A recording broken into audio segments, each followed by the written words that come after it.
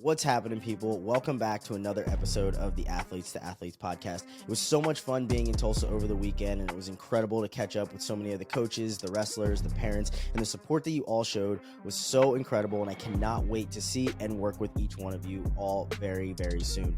Now, before we watched another page in the history books get written, I caught up with 2018 national champion Michael Macchiavello last week, and he gave some incredible insight of what it's like being on the stage, preparing, and then ultimately becoming a national champion. Now, to put a bow on the NCAA wrestling talks, I talked with a guy who didn't truly accomplish what he wanted to do when he was in the NCAA Division I ranks, and that is Nate Jackson, who was a two-time All-American at Indiana and is now one of the top contenders to possibly claim a spot on this year's world team. So I talked with Nate about becoming a father at a very young age, along with balancing school, wrestling, and those dad duties, as well as somebody that had a major impact on him in BJ Futrell. So I hope that you guys enjoyed today's conversation with Nate Jackson. And as always, I appreciate you listening to the A2A podcast. So back with another episode, and today sitting down with a good friend of mine, somebody who I used to cover and was always impressed by his skills on the wrestling mat, and then impressed with him even more as a husband, father, and coach, Mr. Nate Jackson. Nate, you reached out to me to get onto the podcast, and you were honestly somebody that I wanted to have on for so long, but you were either coaching or you were competing. So I was always it was kind of a game of double dutch for me to all right, when can I ask Nate to be on? And you reached out, you said, hey, I'm back from Egypt. I want to get on the podcast. You got any room? Of course, Nate, always got room for you. So I appreciate you reaching out, appreciate you coming on. But before we even get into the conversation, I want to give you a chance to introduce yourself, tell everybody where you're from, and a little bit about you. Yeah, so I'm Nate Jackson. I am an Olympic level wrestler. I'm from Chicago, Illinois. I went to school at Indiana University. I spent the last 6 years coaching at Princeton University. So since 2017, which is a long time, man. It seems like it just blitzed by. But yeah, Ryan, you're a great friend of mine. And when I thought about the fact that I'd have some downtime for a second, I'm wearing a lot of different hats these days, being a father, being a husband, being a coach, and then competing myself. I thought about you. I thought about your pod, and I wanted to hop on just because every time I see you, there's a lot of love exchanged, and I know you do a good job. Man, I appreciate that. And, the first question I have for you is, how big of an impact have sports, not just wrestling, but have sports had on your entire life? And when did you first become an athlete? Yeah, so sports have been big in my life since I was a baby, since I can remember. I was 4 years old shooting that basketball in the little tykes. That was me.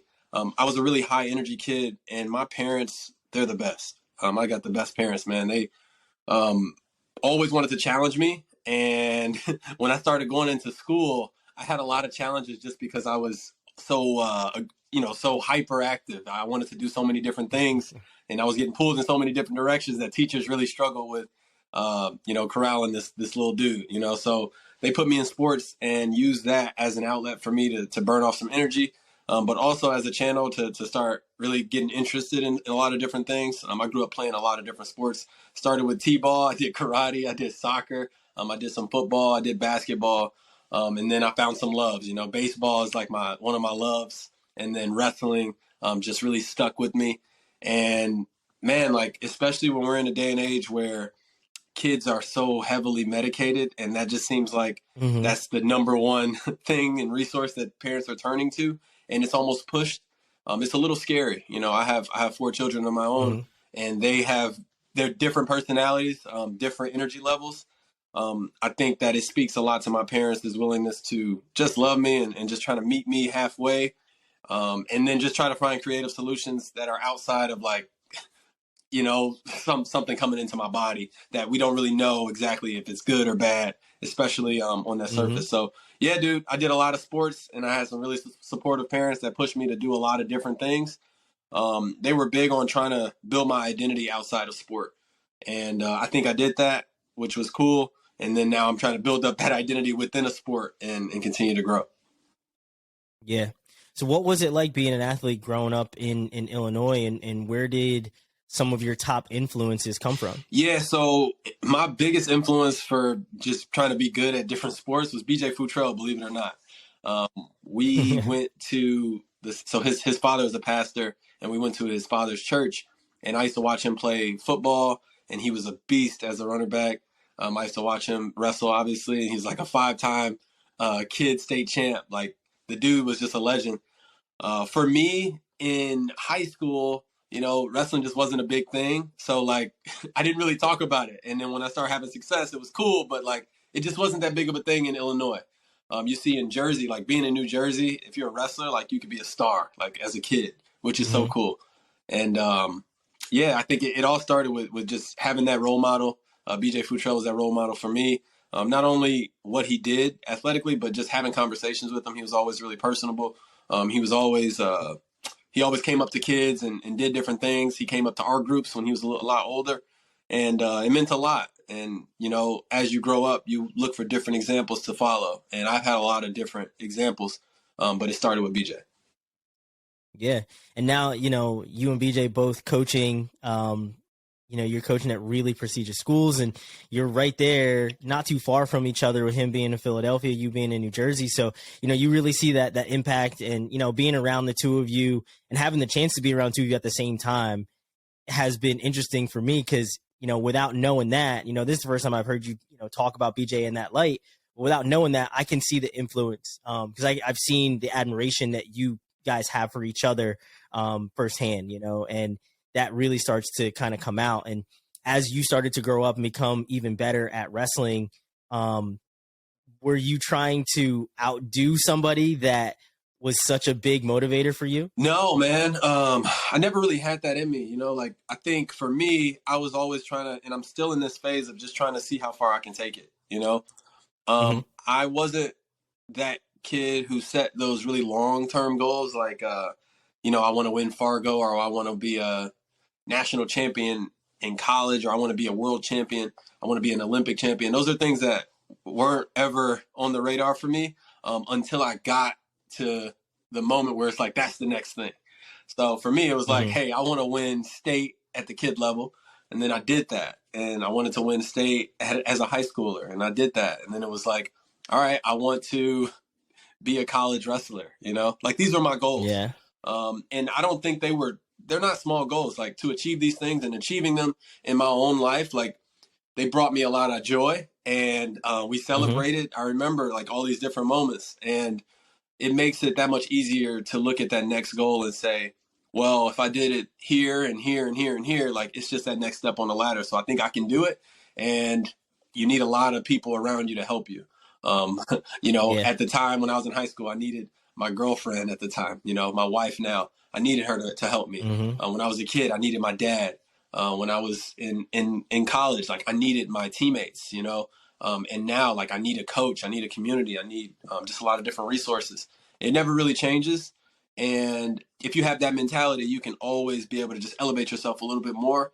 And as long as it's fun, because you don't want to just elevate yourself for the sake of elevating yourself, And for me, it's kept me kind of grounded, and it allows me to continue to goal set and find joy in like the process. Yeah.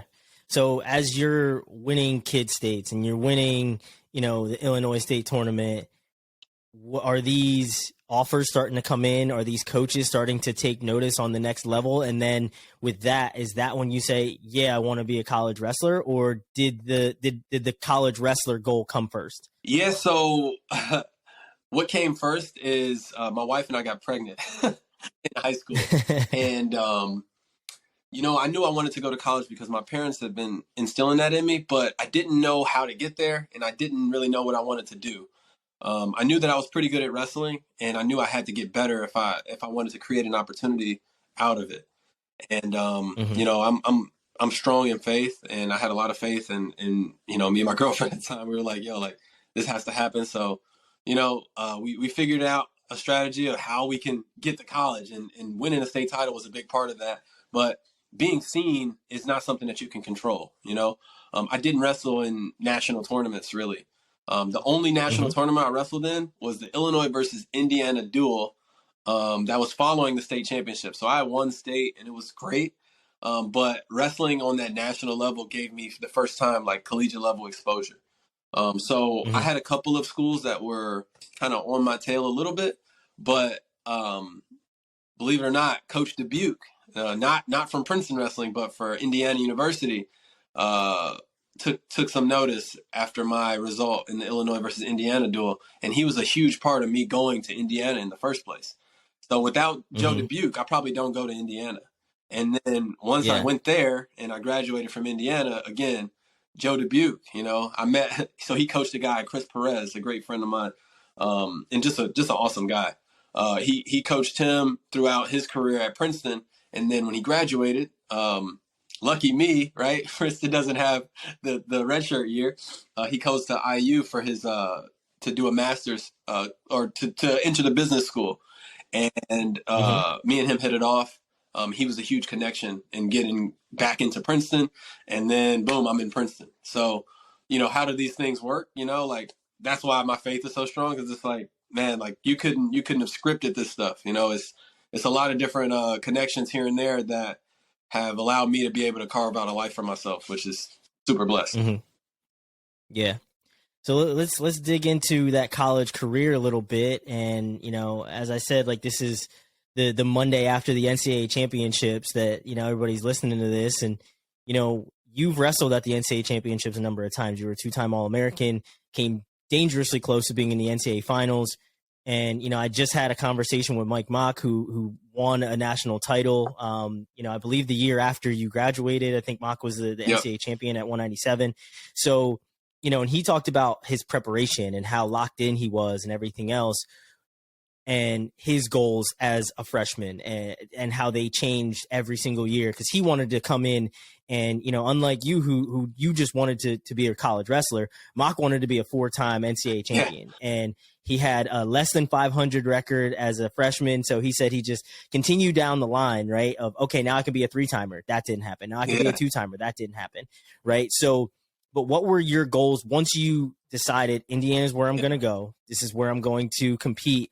What were your goals, and how did they change after you accomplished that first one of becoming a college wrestler? Yeah. So since I had a unique situation, my first semester in college, it started in the spring. So I didn't start in the fall like everyone else. I started right in the time of the year where everybody was transitioning from like, everybody's in shape, everybody's transitioning, trying to turn it on for this make an NCAA run. So literally I got dropped into like a frying pan, right? I'm like this guy right out of high school. I get dropped into this place where these guys are men now, and they're all at their peak. So it was trial by fire, man. And I had really good coaches that continued to encourage me. Dwayne was a tough coach, but he encouraged me, and he held me accountable, and I needed him in that moment. So when I got there, I tried to do everything. It took me some time to really get in there and really start to feel like I was a part of the team. And then it took me another year to really feel like I was a D1 wrestler. And once I felt like I belonged there, that's when I started having success. That sophomore year, I made it to the national tournament. I had close matches along the way, like with some stars. I had 2 really close matches with Mike Evans. I had a really close match with Robert Kokesh. And this is like right when I was still just trying to find myself. So once I went to the national tournament and I saw what the landscape was, I was like, dude, like I can do this. And then I just had to get a lot better.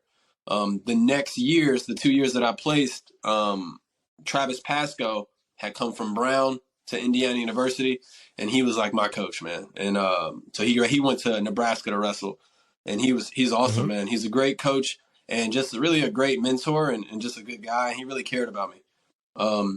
Having a family while I was pursuing this also kept my priorities in line, as far as like I'm not wasting time. I'm in school where I can put a lot more energy into school and find different career paths, and a lot of different things can happen if this wrestling thing isn't going to work out. But to have them encouraging me to stick with it and try to figure out how to make it work And then also just having the motivational factor of like, yo, like I gotta win, so it means something. You know, it has to mean something. It really pushed me, and you know, I saw that I could win that national title, and it never happened for me. But being so close, and I felt like I was really close, especially my junior year. My senior year, I had an injury right at the end of the year, and I was just like, honestly, I was happy to All-American. And that field was crazy. 184 that year was like 14 returning All-Americans. Like, it was crazy. And to place in that field is cool. There's a lot of national champions. I think it was like 6 national champions in that field. But my junior year was the year I could have gotten it done. I used all of the things my coaches had really instilled in me. That double leg that I shoot now, obviously it's patterned after different wrestlers, but that was something that me and Travis Pasco had like honed. Like that was what we really worked on and we crushed. This over and under position is a position me and Dwayne have worked on like a lot, and it finally all clicked at the right time. And I went on a run, dude. Like to make the national semis, I like bonused everybody to get to the semis. And then I was in position to win that match. I just lacked some experience. I think if I would have kept wrestling, you know, I had a lead against Bo, and if I would have kept wrestling, I would have been fine. I ended up going down. I ended up losing, I think 4-3. Right at the end, I hit, you know, my coach's like bread and butter, and I didn't get the 2, but it was really close. I like to see myself wrestle that match with my brain now, even the same skill set. I think tactically I could have been a lot better. But I don't think I would be where I am right now if I had won that, right? So I'm not too bent up about it. And I think everything kind of works for the greater whatever my life is supposed to bring. Yeah. Yeah, you talked about it. That match with Bo Nickel in the semifinals that year, you know, you lose by 1.43, but you had beaten him earlier in the year. Did it make a difference to you mentally going into that match, knowing you had already beaten him, knowing you could, you know, score? I think that when you'd beaten him, it was 7-6. Knowing that, right, like I've scored a good amount of points on a guy who's won titles and who's been there and who is the favorite. I mean, he's number 1 ranked basically all his life, right? There weren't very many times that Bo Nickel didn't have a number 1 next to his name. Even now, as a UFC fighter, the man's got huge backing and he's doing really well. So knowing that you had beaten him and going into that semifinal match, where was your confidence level at, and how much did it hit when you ended up losing a match that you knew you could win? My confidence level was really high. To speak to Bo, like Bo is a star, dude. He's just a star. He's always been a star. So when I saw, you know, I watched the first duel, I think of the year. It was like Bo wrestled Zach Epperly or something at Virginia Tech, and he rolled him up. And Epperly had beat me the year before to put me out of the national tournament. So I was like, man, that dude he's tough. And he was so open with his style. I think just body wise and then just stylistically, I gave him some issues. He was really good on top, and he was like trying to get me to my back a couple times, and like certain things you just can't do against me. Like it just doesn't work. And I think I gave him some fits in a couple positions, and matchups, you know, styles make matchups, you know. And it made a really good matchup, really interesting matchup. The first time we wrestled, he really struggled to finish a single leg, which helped me, which helped. And then the next time we wrestled, there was a lot of talk, you know, going on, and I wasn't on social media really back then, and you know, I had a lot of stuff I was doing, man. I really wasn't out there as a wrestler and as a promoter of the sport. I really wasn't out there. So, you know, all I had heard is like me winning was a fluke. And, you know, I was like, well, I feel pretty good about beating him again. And if you watch that match, man, like I was on him the entire first period, and then I finally got a takedown in the first period. But I probably had 3 or 4 opportunities to score in that first period that I didn't get. And, you know, I stayed on the attack. I did a pretty good job of defending. He got in one time and he finished, and he did a good job of finishing. He got riding. He rode out to end that period, and I didn't get an escape because I was in like a tough position to get out of. I was hoping I got a stalemate there or something, and then, you know, I feel like I would have got up and out. But that changed the match, man. And when you're a winner and when you're a star, you figure out how to get it done in the big moments. And that's what he was, and that's why it happened the way it did. And like I said, like I just wish I knew what I know now, because I've been in some moments just in the last, 2 and 3 years of not really sure. And then I got built up some experience. But my really only match where I was like under the microscope and I had an opportunity to really show what I'm made out of has been like the World Cup. And, I rose to that occasion, in that tough match where it's like, it could go this way, it could go that way. Just showing your mettle, showing your heart. I had that opportunity and I performed then. And that was really cool. And that's why I'm still doing it, because I want to create more opportunities like that. When we think about moments like that, we think about Jordan Burroughs pulling up his sock. We think about people just figuring out how to get it done when, it's do or die. And Bo did that in a really cool moment. And then Miles Martin did it in the next match. So it's like, it's cool, man. It's cool to be surrounded by so many stars. And I thought back then that I was one of them. And I just have had to prove it. And I've had to really not prove it, but I've had to prove it to myself. I've had to had some experience. Yeah. So before we move on to the professional part of your career, I want to talk being a dad as well as being a collegiate student athlete. And you touched on it a little bit where you didn't have time to waste. You couldn't, you're not going to be going out to parties and wasting your time. You really got to hone your craft, and you got to be in the classroom, you got to be in the wrestling room, and then you got to be home and be a dad. How hard is it to balance all three when most of your teammates and even some of your coaches are only balancing the one thing, right? Like, how hard was it for you to kind of juggle all three of those things? I think it was hard. It was hard, but since I was young, it's like a different type of hard. It's like I didn't know how hard it actually was. I think if I had to do what I was tasked with then, now, it would probably be a lot more difficult, just because of what I know and all the things I know and how the world works. Dude, I was very naive and I was very young. So it was like a little bit of happy-go-luckiness to it. And I didn't feel like I could be deterred, and I just felt like everything would be great. And man, thank God for that perspective from me and my wife, because if I didn't have that, I have no idea how it would have worked. There would have been different needs that we weren't meeting, that we didn't know we weren't meeting. And that we would have been driven crazy. We would have been stressed out constantly, probably would have been depressed. It's a lot of different things that go into it.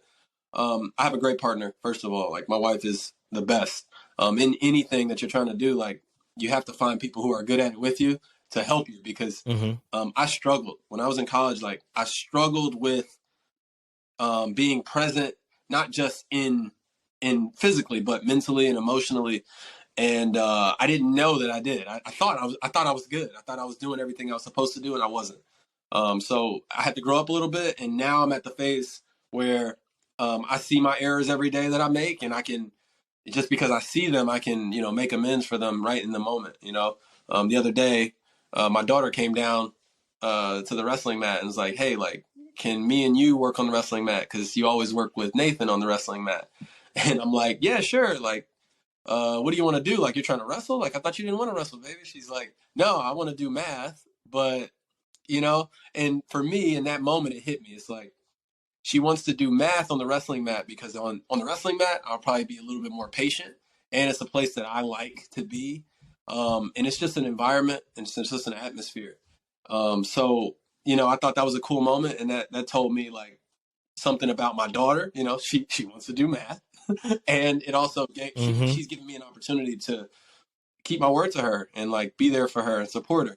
So that was really cool. And then we did a little math on the mat, and I'll do it anytime. And I'm sure that's going to prompt the other kids. I got 4 kids, man. My oldest is 10, my son.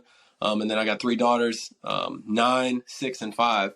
It's going to prompt them to bring their other things there, and say, "Hey, like, can we do this?" And if it means spending more time with the kids, that's kind of what I want to do in this phase of my life, especially. Yeah.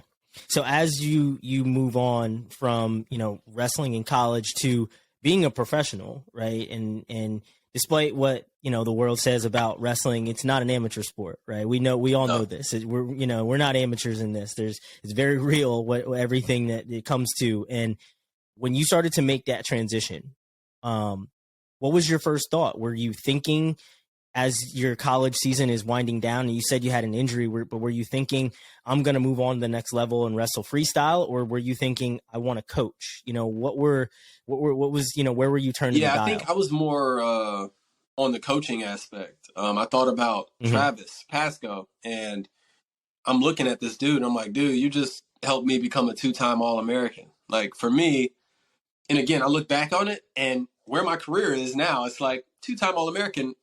Yeah, you know, that's not anything that's crazy, considering that you're, you know, competing for world titles now. That's very much, it might be a little bit below the line, you know what I mean? But I was so proud of that, you know, and what that did for my family, it gave me an opportunity to continue to coach, because we live, you know, wrestling right now is like, yo, you got to have some type of evidence that you're good at what you do, or it's hard to get a job in doing it. So I was really wanting to create that for somebody else. I was wanting to be Travis Pasco to somebody else. And then I got around these guys, and they were all so good. Sean Gray, so good. Joe Dubuque, so good. Chris Ayers, so good. And then the ecosystem around it was so great. So my first year at Princeton, I was just learning. You know, I was like learning so much. I was learning so much that I was wrong on, you know, or where I was wrong. And it really made me be a student of the sport for a little bit. And I took it as long as I could. Like, I really just wanted to learn as much technique as I could. And then you add Reese to the mix, where he drops in, and then it's like, oh snap. All right, now it's my turn to use this stuff that I've been learning.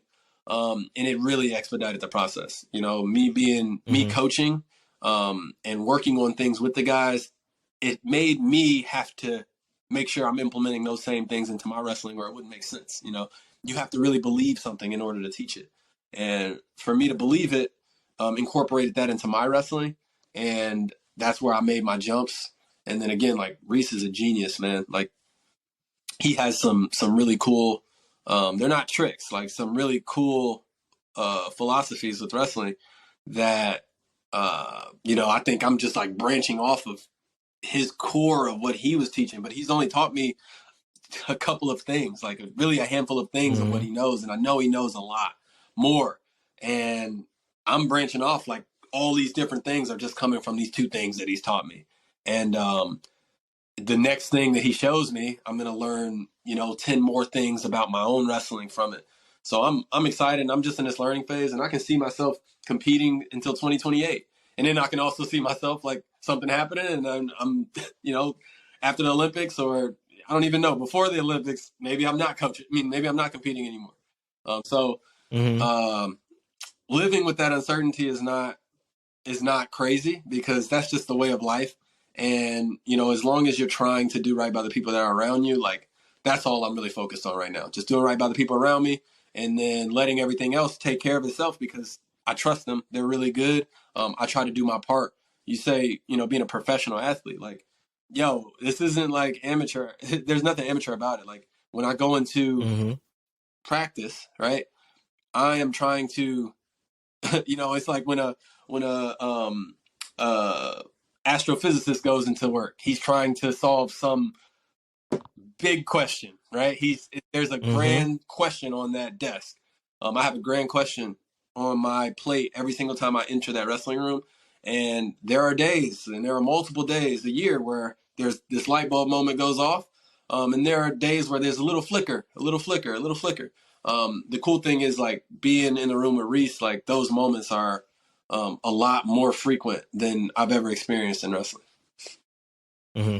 So now, within your career as a pro, you've had huge matches. You know, you've wrestled Jaden Cox, who you've beaten. You know, Jaden is, you know, probably going to go down in history as one of the most decorated wrestlers that we have here, you know, in the United States. You know, you've also kind of had another growth spurt, right? Where and not only that, but when I'm, you know, looking at your career, and I'm seeing Nate Jackson, the college wrestler, and Nate Jackson, the professional freestyle wrestler, and they mirror each other, where those first couple of years, you really are under the radar. And then you have that huge jump where, you know, you move weight classes and everything else, but you have that huge jump in ability where you're beating Bo Nickel, and you're on people's radar, where they're like, hey, listen, I'm going to be looking for Nate Jackson to do some things at this year's NCAA tournament. it's the same thing in people didn't expect much from you. And I say this because I was in conversations with people that are, essentially professional critics, right? We're the media. We're going to talk about wrestlers. It's a good thing, right? It's a good thing at this point. We need more people talking about it. It really is. It really is. But it's where they're making picks and they're talking about who those top guys are in the weight class. And then you come out with the double that everyone sees you hitting now. And you're beating guys who they had ranked above you and guys that they thought, we're probably going to do better. And now you're on that level, right? With Jaden Cox moving, people are talking, okay, is it Colin Moore? Is it Nate Jackson, right? There's a lot more talk there now. That's why I think that it really mirrors, because you had that career in college. You're having that same thing now where you had a bit of a growth spurt, settled into your weight class, and now you're making huge jumps physically. What's it like when you start to see all that work, when you go into your lab and you answer that question, start to come to fruition when you're out on the mat against guys like Jaden Cox? It just creates a lot of confidence, man. Like, I really believe in myself, I really believe in myself. And I think because I do, and maybe it's because of the people around me, I don't know which one comes first. I always have been, my parents really believed in me, man. Like, my dad used to talk about, you talk about like growth and things. He used to talk about this plant, what is it? Bamboo plant, right? It's planted into the ground and it takes like years for it to grow. But when it finally does, it grows really fast, like really fast. And I always thought of myself as a slow learner. So he would tell me this story, like, it's okay. Just make sure you're continuing to work, because while that seed is planted in the ground, like, there's a lot, all it's doing is putting its roots down. All it's doing is growing its roots the entire time, because if you planted the seed and it grew as fast as it could right away, the roots wouldn't be able to support the basically this long stalk of bamboo. So the years that nobody sees it, continue to water that seed, continue to put that work in there, because all you're doing is spreading those roots. So this allows me to really grow really fast, because I've always had that belief. And then with enough evidence, right, the people around you will start to believe that as well. And they say, okay, like I'm in, I believe that as well. And then you have like this momentum shift, man, like where everybody knows, like, this is just a phase where we're working for that thing to break ground. And then once it breaks ground, it's over, dude. Like, and I feel like I'm getting close. I honestly, since November, I've been dealing with an injury, and it's slowed me down a lot. But I've wrestled, and I'm wrestling guys who are really good all the time.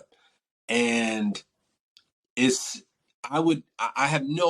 I think if I was 100% healthy, like, I honestly think that, I'd be on another level right now. And I'm trying to figure out how to get healthy within what I can do in the time that I have. Because, I think I'm getting close to where I really want to be as a wrestler. And it's really encouraging for me, and it's fun for me. And everybody around me, we're all on the same page, where it's like, yeah, like, let's figure out how to get healthy. But I think that just kind of speaks to our ecosystem too. Like, I think at Princeton, with Chris being there as long as he had, he had to work, he had to do all these things. And he's starting to get where he really wants to be. And when he does, it's not going to be like it happened once. It'll be an arrival, and it'll be something that's able to be maintained, because the roots are so deep. So like, for me, working around so many people who are doing so many cool things, it's great. And I compartmentalize, like, I'm there, I'm seeing all this great stuff. And then I go home and, like, I'm dad, I'm dad, I'm husband, so trying to support my wife. She has really big goals for herself. She's doing a lot of modeling right now. She's been in New York Fashion Week. She's been in magazines. She's doing pageantry. She has really high goals for herself. And, my kids all have their own things. So I think just making sure, like, wherever you are, just focusing on how you can impact that area and bring it up. It's great. And it gives you energy for that next space that you go into. So this portion, and I said, this conversation has been great. Now we're to our kind of our rapid fire part of the conversation called 5 questions. And my first question for you is, what's a match for you that made you realize that you were supposed to be a wrestler? My match, that's a good question. Okay, rapid fire. I'm struggling already. My match, my freshman year in college. So again, I was still questioning a lot of things and my belonging. Against Robert Kokesh, I ended up losing 4-3. I got the first takedown. I should have finished like 4 more takedowns. I didn't. He ended up winning. That match let me know that I should have been, or I'm doing the right thing. And then I got a message from Jordan Burroughs later, and I had never talked to him before. So that started our friendship. So I'll say that one. Mm-hmm. Yeah. What's it mean to you to see HBCU wrestling come about and have a program already signing wrestlers? It's extremely encouraging. And then to do that alone is great, but to have Kenny Monday coaching that team is going to be amazing. And they've already gotten some really good recruits. So I'm excited. Yeah. As a coach, what's something that kind of put that light bulb in your head where somebody was trying to teach you something, but you didn't get it until you were a coach? Coaching it's a conversation, man. Like, I think that you as a coach have to be willing to learn. You have to learn how to figure out the solution with the athlete. Everybody's different with their body. So, I think just making sure that you're receptive to what you're hearing and not being a person who has all the answers, but being willing and able to do the work to find the answers. Mm-hmm. What's your favorite match of all time that you've wrestled in? World Cup. Now, that's the easy one. Yeah. Now, and for people that are listening to this and don't know what he's talking about, just Google Nate Jackson World Cup and you'll find it pretty quickly, and you'll figure out why that's his favorite one. Now, last question, and this is how I love to end these things, is always on a positive note of, and you gave us the, some philosophy with, bamboo and growing roots and everything that you got from your dad. But what's a piece of advice that really resonates with you that you either tell people that you're coaching or your kids, or just something that you've learned along the way that has been really big and impactful for you? I think the most impactful thing that I've learned as I grew up, or as I've become a man really in the recent years, is just having confidence. I try to instill that in my kids.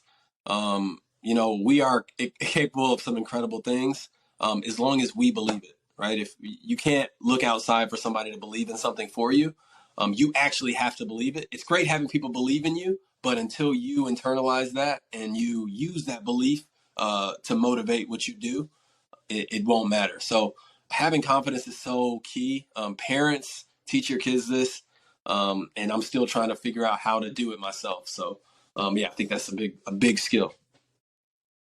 Yeah.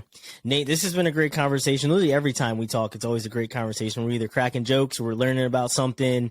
But I eternal appreciation for you, Nate. I can't thank you enough. Like I said, I went from covering you and admiring you from afar to, having you be somebody in my phone I know I can text and talk to at any point. Hopefully we'll get a chance to do even more along the way.